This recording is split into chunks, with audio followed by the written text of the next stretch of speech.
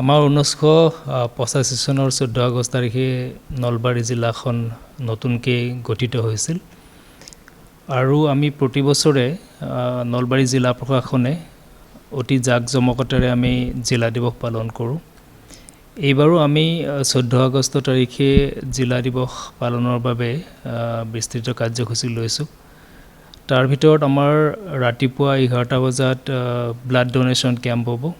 আমি ইতিমধ্যে যিমানখিনি ব্লাড ডোনাৰ্ছ আছে নলবাৰীত, যিমানখিনি এছ'চিয়েশ্যন আছে সকলোৰে লগত আমি সংযোগ স্থাপন কৰিছোঁ আৰু তেওঁলোকক আমি আপিল জনাইছোঁ যে তেওঁলোকে আহি পেলাই স্বইচ্ছাই ব্লাড ডোনেট কৰক। 11টা বজাৰ পৰা আমি মুকলি সভা এখন ৰাখিছোঁ আমাৰ ডিষ্ট্ৰিক্ট লাইব্ৰেৰী প্ৰেক্ষাগৃহত। তাতে আমি ইভলিউশ্যন অফ নলবাৰীৰ ক্ৰম বিৱৰ্তমানৰ ওপৰত আমি ভাষণ ৰাখিবলৈ আমি মুখ্য বক্তা হিচাপে এইবাৰ আমন্ত্ৰণ জনাইছোঁ অনুকূল শৰ্মাদেৱক আৰু আমাৰ মুখ্য অতিথি হিচাপে থাকিব অসম চৰকাৰৰ বন আৰু বিত্ত বিভাগৰ মন্ত্ৰী জয়ন্তমল্ল বৰুৱাদেৱ।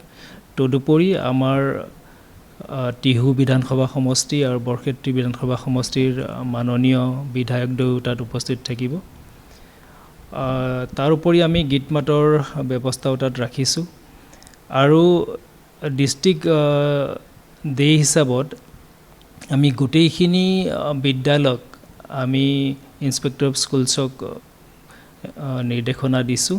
ইতিমধ্যে আমাৰ আজিৰ পৰা কুইজ কম্পিটিশ্যন আৰম্ভ হৈ গৈছে আৰু আমি গোটেই জিলাসমূহক এইটো ইনষ্ট্ৰাকশ্যন দিছোঁ গোটেইখিনি স্কুলক যে যাতে তেওঁলোকে স্কুলৰ ভিতৰতে ডিষ্ট্ৰিক্ট দিৱসটো সৰুকৈ হ'লেও তেওঁলোকে উদযাপন কৰে। এই ডিষ্ট্ৰিক্টৰ পৰা যিখিনি বৰেণ্য মনীষী এই জিলাখন উৎপন্ন কৰিলে তেওঁলোকৰ জীৱনগাথা জীৱনচৰ্যাৰ ওপৰতো আমি আলোকপাত কৰিবৰ কাৰণে স্কুলসমূহক আমি নিৰ্দেশনা দিছোঁ আৰু আমি ভাবোঁ ব্লাড ডোনেশ্যনেৰে আৰম্ভ হোৱা আৰু এখন মুকলি সভা তাত আমি বিভিন্ন ধৰণৰ 4জন বক্তা আছে, তেওঁলোকে বিভিন্ন ধৰণৰ আমাক মাৰ্গদৰ্শন দিব যে অনাগত দিনত আমি জিলাখনক কেনেকৈ আগবঢ়াই লৈ যাব লাগিব।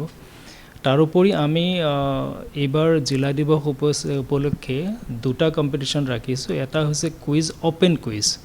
ইয়াত কোনো ধৰণৰ নাথাকিব যে কমানৰ পৰা একদম ডিগ্ৰীলৈকে বা PG লৈকে তেনেকুৱা কথা নাই।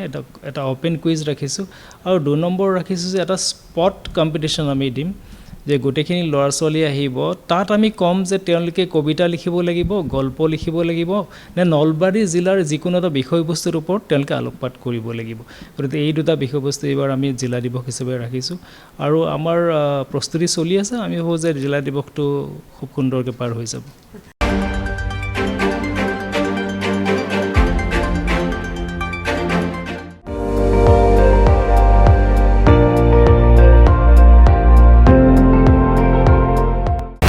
আপুনি চাই আছে ND24, সৰ্বশ্ৰেষ্ঠ নহয় সৰ্বোত্তমৰ দৌৰ।